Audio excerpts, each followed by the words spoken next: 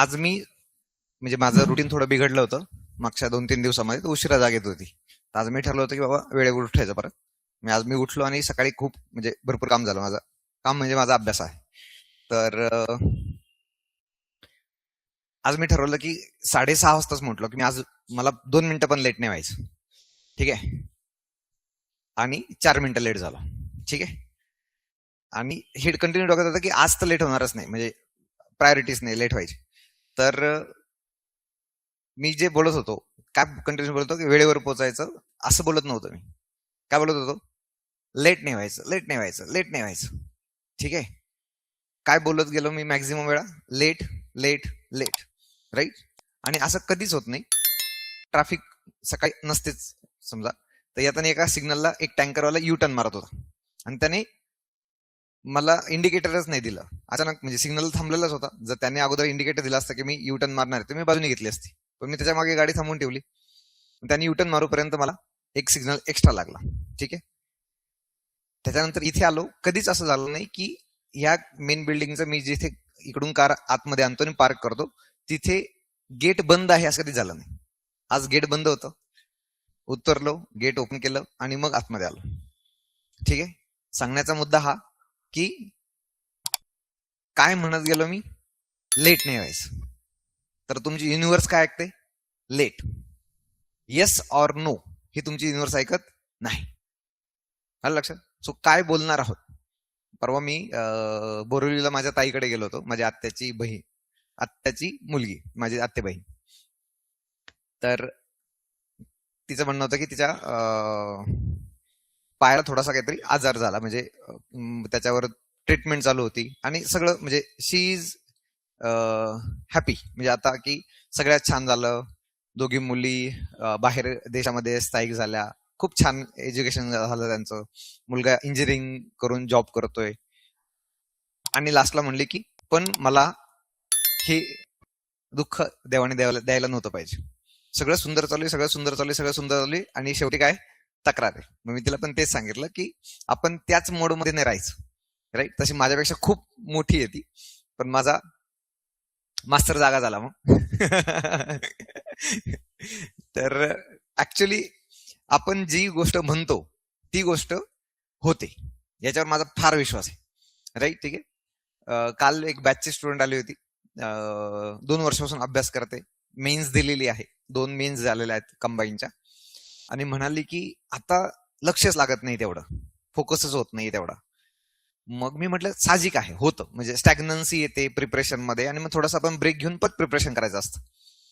मग ती म्हणे की रॅन्डमली मला कधीच असं वाटत नाही आणि अचानक असा थॉट आला की काही रिझल्ट पण लागत नाहीये किंवा काही पुढे दिसत नाहीये कधी रिझल्ट लागेल किंवा काय. राईट. आता फायनल कंबाईनची फायनल की येऊन बरेच दिवस झाले, सेकंड की, आणि अजून रिझल्ट आलेला नाही. ज्यांना माहिती नाही त्यांच्यासाठी सांगतो की कंबाईनची मुख्य परीक्षा झाली, त्याच्यानंतर फर्स्ट की येते, सेकंड की येते आणि मग रिझल्ट लागतो. तर सेकंड की आली आहे, रिझल्ट लागायला बराच वेळ झाला, म्हणजे 1-2 महिने होऊन गेले समजा. तर अपेक्षित होतं लोकांना लवकर रिझल्ट लागणार आहे. तर मग ते वाट बघत बघत मग आता थोडस निगेटिव्ह व्हायला होतं. आणि मग तिने अचानक कुठेतरी थॉट आला की नाही काही झालं तर आता घरी सांगून टाकते लग्नाचं, की करून घ्या, बघा, बघायला सुरुवात करा, असं एकदाच थॉट आला फक्त. आणि घरी गेल्यानंतर जे वडील 2 वर्षापासून कधीच लग्नाचा विचार करत नाही तिच्या, का? कारण की तू अभ्यास करते तर मी काही तुला फोर्स करणार नाही, अशा अँगल. आणि त्या दिवशी ते म्हणे की मला एक बायोडेटा आलाय व्हॉट्सअपला, तू बघून घे फक्त. ती म्हणे सर लॉ ऑफ अट्रॅक्शन किती निगेटिव्ह अँगलने काम करतं, की एक थॉट आला की बाबा लग्नाचं विचार एकदा आला आणि घरचे लगेच त्याच अँगलने मला म्हटले, जे की कधी हिंमत करत नाही हिच्याशी समोर बोलावं की नाही, धसक्यान अंगावर येते म्हणे. राईट. ठीक आहे. की लग्नाचं बोलल्यानंतर. राईट. ठीक आहे. तर मग मला बोलायचं एकदा थॉट येऊन गेल्यानंतर लगेच कसं घरून मेसेज आला आणि घरी लगेच वडील संध्याकाळी जेवण करताना लगेच का बोलले. म्हटलं मग एवढंच चांगलं काम करताय की नाही, तर मग आपण त्याला अजून छान पद्धतीने हे करूयात ना, की दररोज आपण त्याला म्हटलं आता की fake it till you make it. म्हणजे काय? जर तुम्हाला असं वाटतं ना की मला जी गोष्ट पाहिजे आहे तर ती गोष्ट मला मिळाली पाहिजे, तर मग ती तुम्ही मिळालेली आहे असा विचार करून जगायचं असतं. राईट. ठीक आहे. Fake it till you make इटचा अर्थ तो होतो की जोपर्यंत तुमचं होत नाही तोपर्यंत तुम्ही स्वतःला सांगत राहा की ते झालेलं आहे. तेव्हा तुम्ही तिथेपर्यंत होणार आहात. आलं लक्षात, राईट? ठीक आहे. मग आता काय होतं, जसं थॉट आला की लग्नाचा विचार झालं, मग आता त्याच थॉटला मी म्हटलो की आपण काय करू, याच अँगलने आपण दररोज आपलं सिलेक्शन झालं आहे याच अँगलने विचार करू. ती म्हणे मी तेही विचार करते, पण तो रिझल्ट लागतोय, डिले होतोय रिझल्ट लागण्यासाठी, आणि त्यामुळे प्रश्नचिन्ह तयार होतोय की होईल की नाही, कधी होईल. आलं लक्षात, राईट? ठीक आहे. मग जिथे पाहिजे आहे त्याच्यावर जी एनर्जी जायला पाहिजे तिथे एनर्जी न जाता चुकीच्या गोष्टीवर एनर्जी जायला सुरुवात होते, आणि मग तेव्हा कुठेतरी काहीतरी असं होतं की आपल्याला ते नकोसं वाटतं आणि तेच डोक्यामध्ये फिरतं आणि फायनली त्याच गोष्टीकडे आपण येतो, राईट? ठीक आहे. माझ्याकडे लॉ ऑफ अट्रॅक्शनचे किंवा तुम्ही जे विचार करता त्या विचारांचे सकारात्मक हजारो आणि नकारात्मक लाखो एक्झाम्पल आहे.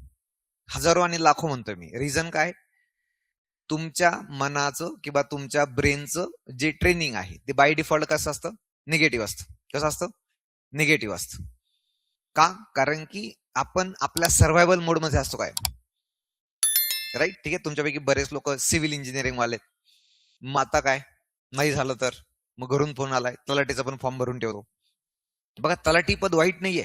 ग्राम महसूल अधिकारी गावातला सगळ्यात भारी माणूस आहे महसूल डिपार्टमेंट मधला, की जो त्या व्यवस्थेचा कणा आहे, राईट? ठीक आहे, महत्वाचा भाग आहे. बट मी विसरून जातो की मी कोण आहे. म्हणजे मी जर सिव्हिल इंजिनिअरिंग केलेलं आहे तर आय हॅव जॉब, म्हणजे मी बाहेर जॉब सुद्धा करू शकतो. मी त्या गोष्टीसाठी बनलेलो नाहीये. आलं लक्षात, राईट? म्हणजे व्हॉट इज माय कॅपॅसिटी आणि व्हॉट इज माय कॅपॅबिलिटी, काय करू शकतो, राईट? ठीक आहे. सो त्या अनुषंगाने आपण विसरून जातो आणि मग भीती वाटायला लागते. भीती का वाटते, भीती का वाटते? असं असतं, तुम्हाला सांगितलं असतं 4 वर्षानंतर तुम्ही डिग्री होणार आहात, राईट? ठीक आहे. फर्स्ट इयरला तुम्हाला माहिती असतं ऍडमिशन घेतल्यानंतर 4 वर्षानंतर इंजिनिअरिंगची डिग्री मिळणार आहे. तेव्हा भीती वाटते का? नाही वाटत का? कारण फिक्स आहे ना, 4 वर्षांना जास्त 5 झाले तर 6. काय लक्षात, मी 5 वर्ष पूर्ण केली जास्त अभ्यास करून, इंजिनिअरिंग आवडायला लागलं तुम्हाला, राईट? आता इथे अनिश्चितता आहे की प्रिलिम, मेन्स, इंटरव्ह्यू, आणि मग ती अनिश्चितता काय करते, डाऊट घ्यायला लागते. मग त्याच्यामध्ये आपण काय करतो, डाऊट घ्यायला सुरुवात करतो, आणि ते डाऊट घेण्याला कमी करून मनाला सकारात्मक ठेवण्यासाठी इट रिक्वायर्स ट्रेनिंग. काय लागतं, ट्रेनिंग. म्हणजे इतकं पॉझिटिव्ह होऊन जायचं, इतकं पॉझिटिव्ह होऊन जायचं की लोक म्हणले पाहिजे आजारी बिजारी पडलाय हा, वेडबीड लागलं हिला. लक्षात, इतके फेल्युअर येऊन सुद्धा परत परत परत परत प्रयत्न करतोय. आलं लक्षात, राईट? ठीक आहे. आणि हे सगळं जे आहे क्षेत्र, तर असं नाही की कोणतरी तुम्हाला ढकललंय आणि इथं बंदूक ठेवली आहे, कर अधिकारी हो, नाही झाला तर गोळीच घालणार, असं काही का नाही. तुम्हीच ठरवलंय की तुम्हालाच करायचं आहे, आणि मग तेव्हा तुम्हाला फार शांत पद्धतीने टार्गेट समोर ठेवून हळूहळू हळूहळू हळूहळू तिथपर्यंत पोहोचत असतं. इथं इमिजिएट काहीच मिळत नाही, इट टेक्स टाइम. जेव्हा मागची प्रिलिम, माझे प्रिलिमच्या बॅचचे मुलं होते, अगदी 97 मार्क्स होते, 98चा कट ऑफ लागला, एका मुलीला 91 मार्क्स होते, 92चा कट ऑफ लागला. मग ते जेव्हा भेटायला आले की असं प्रिलिम नाही निघाली, म्हटलं या आपण कॉफी घेऊ. सेलिब्रेट करायचं असतं, अपयश सुद्धा सेलिब्रेट करायचं असतं. यश हे सेलिब्रेट करायचं असतं, पण अपयशामध्ये आपण काय चुकलो त्याच्यावर पटकन रिव्ह्यू करून काम करायचं असतं. जनरली काय करतात लोक, त्याला म्हणजे टाळायचा प्रयत्न करतात, तेव्हा डिस्कशन करायचा, डिस्कशनच नाही करा. आता माझ्याकडे लोक येतात ना, मागच्या प्रिलिमला कमी मार्क्स होते, आता काय करू, तेव्हा मी पहिला प्रश्न विचारतो की कॅटेगरीनुसार सांगा, टॉपिक वाईज मार्क्स सांगा, कोणत्या विषयाला किती आले. तेव्हा मला अंदाज येतो की बाबा तुम्ही कुठे एफर्ट्स घेतले आणि कुठे एफर्ट्स घ्यायचे आहेत अजून. आलं लक्षात, राईट? ठीक आहे. आणि मग लोक म्हणतात नाही सर पेपर व्हायची हिंमतच नाही झाली, याचा अर्थ तुम्ही अपयशाला टाळताय, म्हणजे त्याच्यावर तुम्ही डिस्कशनच नाही केलेलं. मग त्यांचं म्हणणं होतं की सर आम्ही एक प्रिलिम फेल झालो, तुम्ही दरवेळी 3 किंवा 4 वेळा असं झालं की 3 वेळा फायनल म्हणजे पूर्व मुख्य मुलाखत देऊन मागे आलोय, पूर्व मुख्य मुलाखत देऊन मागे आलोय, आणि जेव्हा 4 टाइम मी गेलो त्यावेळेस माझं सेक्शन झालंय.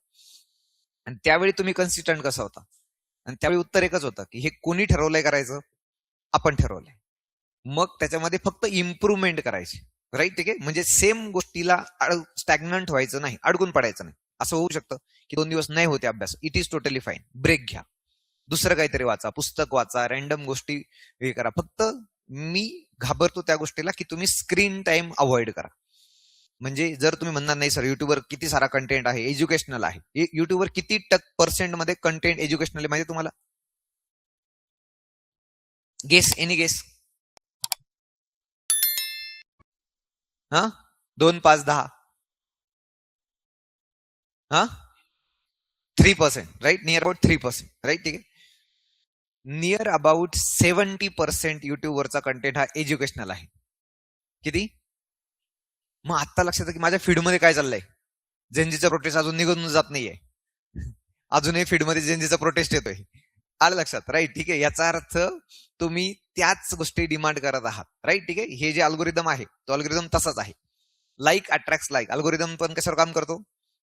तुमचा कोणता काय इन्स्टा, अजून शॉर्ट्स, त्याच्यामध्ये कोणत्या कोणत्या बेसिसवर काम केलं जातं? तुम्ही एक व्हिडिओ बघितला की त्याच पद्धतीचे फीड्स तुम्हाला मिळणार आहे. आलं लक्षात, राईट. ठीक आहे. जोपर्यंत तुम्ही एक्झॉस्ट होत नाही तोपर्यंत, राईट. मग एक्झॉस्ट झाल्यानंतर असं वाटतं की आता नको काही करायला, आपण झोपून जाऊ. कळालं? तर लाईक अटॅक्स लाईक म्हणजे काय? एकदा तुम्ही सकारात्मक गोष्टीचा विचार करायला सुरुवात केली ना, तर तुमच्या फीड्स मध्ये सुद्धा सकारात्मक गोष्टी येणार आहे. आलं लक्षात, राईट. ठीक आहे. सो चुकूनही फेल्युअर ला जास्त वेळ गोंजारायचं नाही. चुकलं, काय चुकलं, वर्कआउट करा आणि त्याच्यावर पुढे काम करा. काय गडबड झाली, सगळ्यात महत्वाचं काय आहे ना, तुम्ही लिहा, राईट. नोट्स तुम्ही काढतच आहात, पण दररोजचं रुटीन जर तुम्हाला लिहिता आलं तर ते लिहा.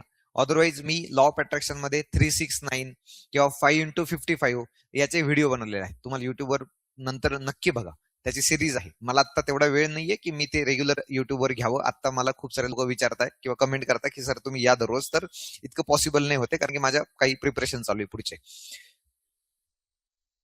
सो माझा सांगण्याचा मुद्दा आहे की आता असं होतं की एक्झाम पुढे नाहीये, तर आता आपण पूर्वच्या बॅचला आहोत, तर एक्झाम पुढे इमिजिएट नाहीये, त्यामुळे आता शांततेचा अभ्यास होईल. पण जशी एक्झाम जवळ येईल ना, तसं पॅनिक बटन प्रेस होता आपोआपच, आणि ते पॅनिक बटन तुम्हाला डिस्ट्रॅक्ट करायला बघतं.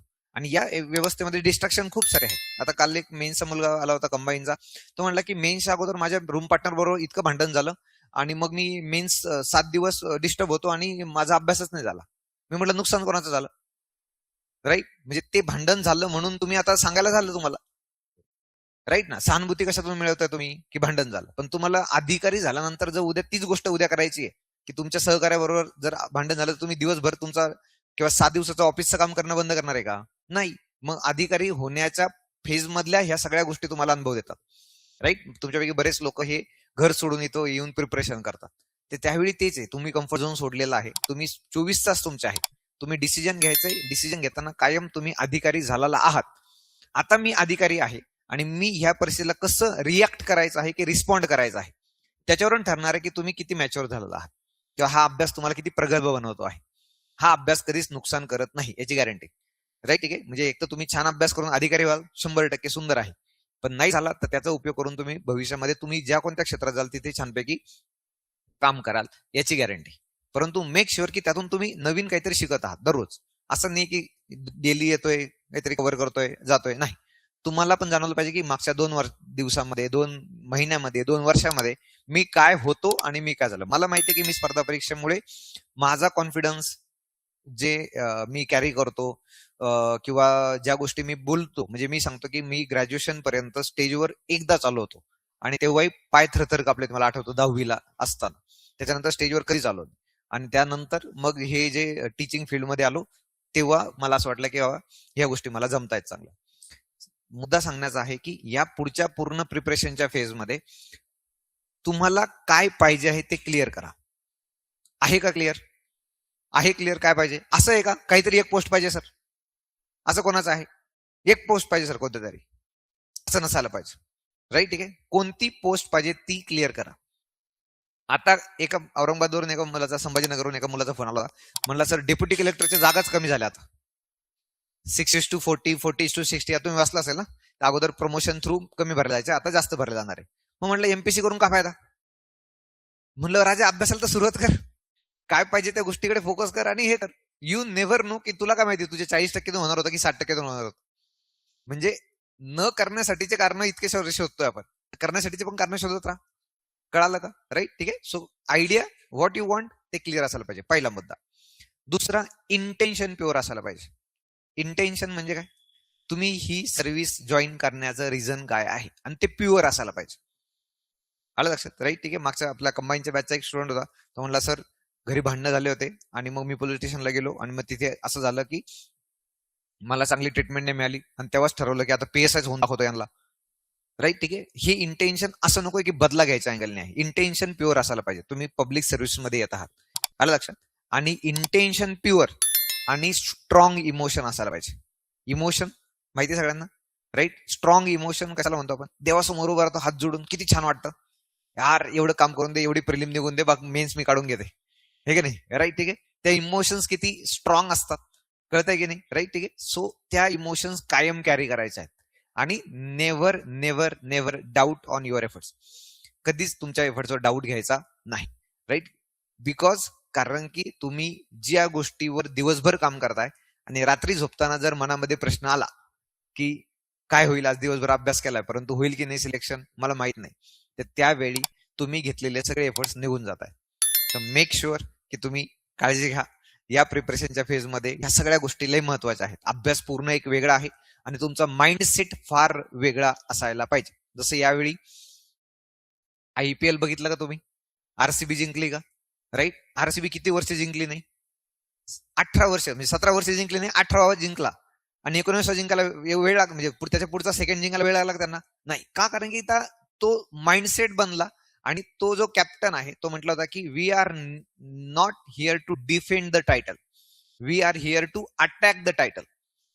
मानसिकताच बघा. म्हणजे आम्ही टायटल म्हणजे जनरली एक कप जिंकल्यानंतर जेव्हा पुढची स्पर्धा होते तर त्याला म्हटलं तर डिफेंड करणारी टीम आहे की आम्ही जिंकू देणार नाही कोणाला. तर तो म्हटला की आम्ही अटॅक करण्यासाठी आहोत, म्हणजे हा कप आहे आणि इथून पुढचा 2 किलोमीटरचा रेडियस, इथंच कोणी यायचं नाही, कप पशी तर सोडूनच द्या. कळालं का? राईट, ठीक आहे. सो मानसिकता फार मॅटर करते स्पर्धा परीक्षेमध्ये, आणि या स्पर्धा परीक्षेतून खूप साऱ्या गोष्टी आपल्याला मिळणार आहेत, राईट. सो त्या तक्रारीच्या फेज मधून लवकर बाहेर पडायचं आणि सकारात्मक राहण्यासाठी प्रयत्न करायचा. असं होतं का की कधी नकारात्मक राहणं होतं का?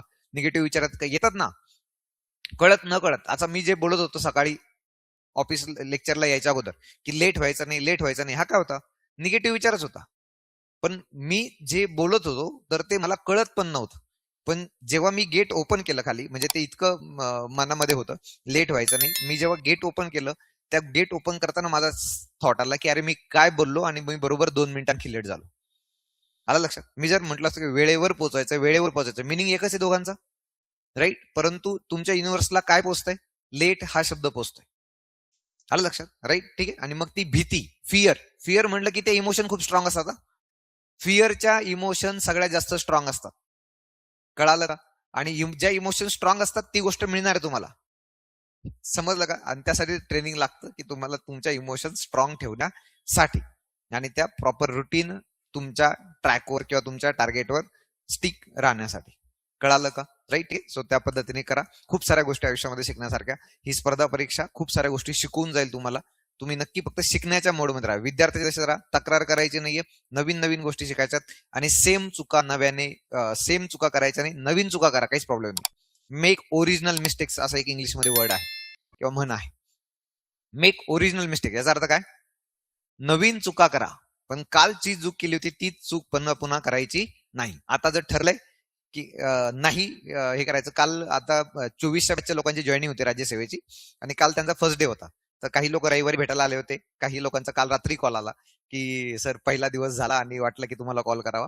तर तन्मय नावाचा स्टुडंट आपला रत्नागिरीला क्लास 1 CO आहे आणि सुजित आहे, तो BDO जॉईन झालेला आहे. तर हे दोघं एकत्र आहे आणि त्यांनी मग काल फोन केला. तर तन्मयचं नाव घेण्याचं रिझन किंवा या दोघांचं नाव घेण्याचं रिझन काय की त्यांनी लिहून ठेवलं होतं की मुख्याधिकारी क्लास 1 मला पाहिजे आहे, राईट, ठीक आहे. आणि मग त्याचा व्हिडिओ सुद्धा मी ऍपवर टाकलेला आहे, आपल्या युट्यूब चॅनलवर टाकलेला आहे की लिहून ठेवलं होतं एवढे मार्क्स आणि ही पोस्ट, तर तेवढेच मार्क्स आणि तीच पोस्ट मिळालेली आहे.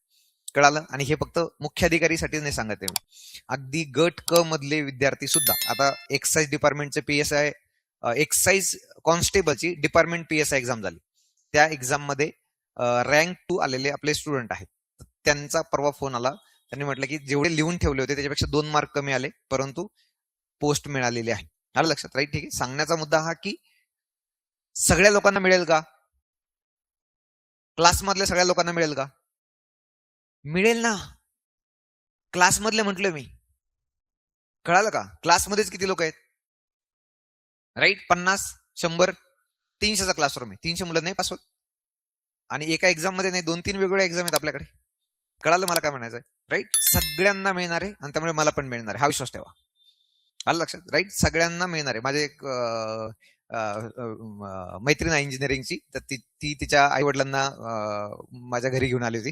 तर ते सद्गुरूंची जी प्रार्थना आहे ते आम्ही एकत्रपणे म्हटलो आणि इतकं छान वाटलं. त्याच्यामध्ये कधीच कोणासाठी स्वतःसाठी मागितलं जात नाही. त्याच्यामध्ये म्हटलं की सगळ्यांचं भलं कर, सगळ्यांचं कल्याण कर, राईट, आणि तुझे नाम माझ्या मुखामध्ये अखंड राहू दे. आलं लक्षात. मग सगळ्यांचं भलं का करायचं? कारण की मला माहिती आहे की त्याच्यामध्ये मी पण आहे.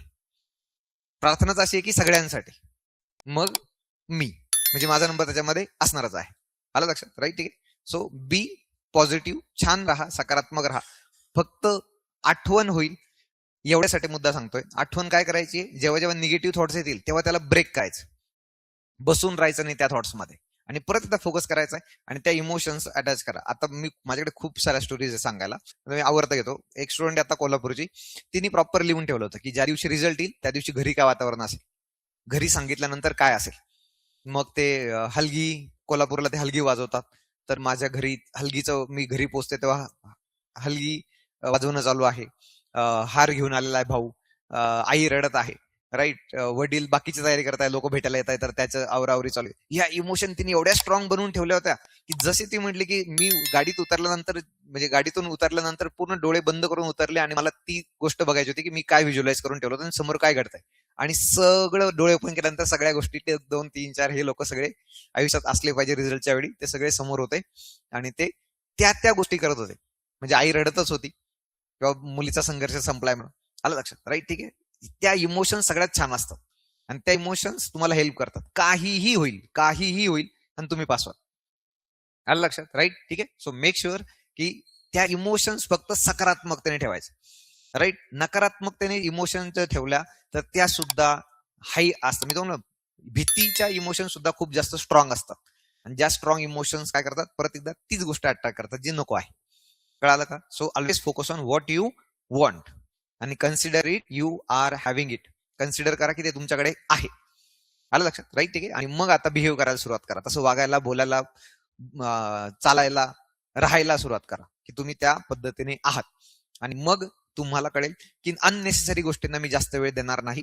ज्या गोष्टी मी अवॉइड करू शकते तेवढ्या अवॉइड करेल आणि ज्या गोष्टींना मला कंट्रोल करता येत नाही, माझ्या रूम पार्टनरनी कसं वागायचं, राईट, माझ्या घरच्यांनी माझ्याशी कसं वागायचं, आलं लक्षात, राईट, ठीक आहे, माझ्या सासरकडच्यांनी माझ्याशी कसं वागायचं, त्या माझ्या हातात. ज्या गोष्टी मी अवॉइड करू शकते तेवढ्या अवॉइड करेल आणि ज्या गोष्टींना मला कंट्रोल करता येत नाही, माझ्या रूम पार्टनरनी कसं वागायचं, राईट, माझ्या घरच्यांनी माझ्याशी कसं वागायचं, आलं लक्षात, राईट, ठीक आहे, माझ्या सासरकडच्यांनी माझ्याशी कसं वागायचं, त्या माझ्या हातात कंट्रोल करता येणाऱ्या गोष्टी नाहीयेत. तर मी त्या गोष्टी काय करेल, कमी महत्वाच्या करेल आणि मी परत एकदा माझ्याकडे फोकस करेल. का? कारण की माझी ग्रोथ झाल्यानंतर मला काहीतरी गोष्टी बदलता येऊ शकतात, अदरवाईज मला माझ्या म्हणण्याला काही अर्थ नाहीये सध्या तरी. कळालं का? सो ऑलवेज पुन्हा एकदा ग्रोथच्या मानसिकतेमध्ये राहा. खूप साऱ्या सुंदर गोष्टी पुढे घडणारच आहेत. आलं लक्षात, राईट, ठीक आहे, ओके.